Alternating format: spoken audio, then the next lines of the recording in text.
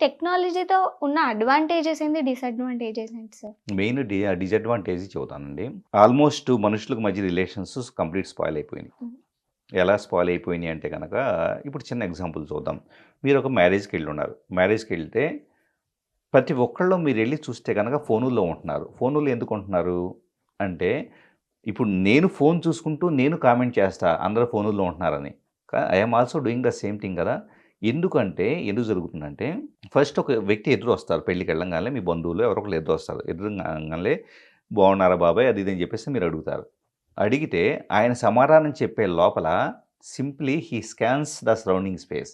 మీకు సమాధానం చెప్పి మిగతా ఎవరైనా యాహ్! తెలిసిన వాళ్ళు ఉన్నారా? ఎళ్లి పలకరించేసేస్తే ఒక పనైపోయిద్దన్నట్లు అతను he is not eye to eye contact maintain చేయట్లేదు.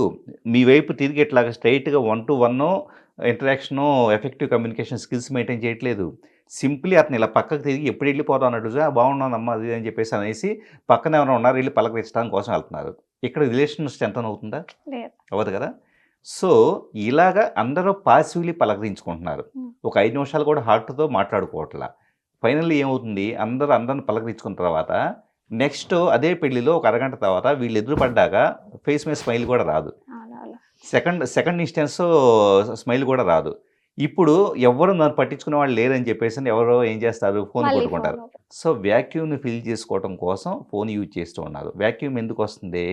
బికాజ్ ఒక 5 మినిట్స్ కూడా you are not communicating with anyone.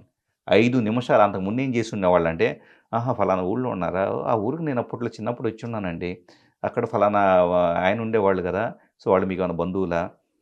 రాజకీయాల గురించో ఇంకా ఏదేదో రకరకాల పిచ్చాపాటి మాట్లాడుకునేవాళ్ళు. ఇప్పుడు అలా ఏం మాట్లాడుకునే వాళ్ళు లేరు. అంటే టెక్నాలజీ చేసిన అతి పెద్ద damage human relations. Relations.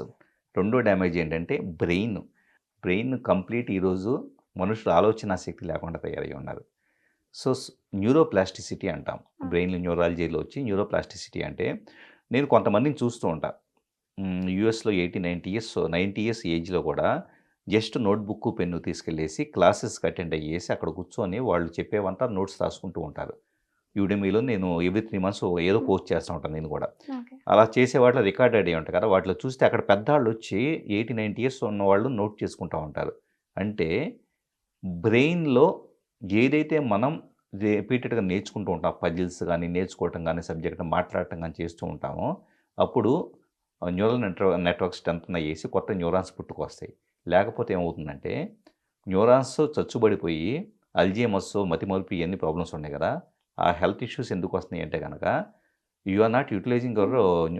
Neurons. Neurons. So, neurons ఎప్పుడు చచ్చుబడిపోతాయి అంటే గనక లెర్నింగో కొత్తవి నేర్చుకోవటం, దానికొక మాట్లాడటం యాక్టివిటీ లేనప్పుడు. యాక్టివిటీ. హ్మ్. ఇప్పుడు మాట్లాడుతున్నాను. మాట్లాడుతున్నప్పుడు ఏమవుతుంది? ఈ క్షణం నా బ్రెయిన్‌లో లాంగ్వేజ్ సెంటర్ అనే ఒక పర్టిక్యులర్ ఏరియాలో డిఫరెంట్ పదాలకు సంబంధించేసి చాలా ఫాస్ట్‌గా మనం ఫ్లైట్‌లో వెళ్తూ ఒక కింద నుంచి టౌన్‌ని చూస్తే ఎలా ఉంటుందో అలాగా లైట్‌లు అక్కడక్కడ ఎలుగుతా ఉంటాయి స్కాన్ చేస్తే నా బ్రెయిన్‌ని.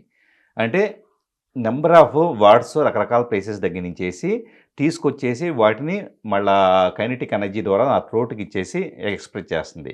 ఈ యాక్టివిటీ ఇవాళ రేపు ఎక్కడుంది? సో, ఆటోమేటిక్‌గా టెక్నాలజీ చేస్తున్న ప్రాబ్లమ్ ఏంటంటే, మనిషి ఆలోచించడం మానేసి ఇలాగే చూస్తూ ఫోన్‌లో. కూర్చుంటాడు. ఇంకా ఆటోమేటిక్‌గా ఆలోచనలు రావు. బ్రెయిన్ చచ్చుబడిపోతుంది. అల్జీమర్స్ వస్తుంది.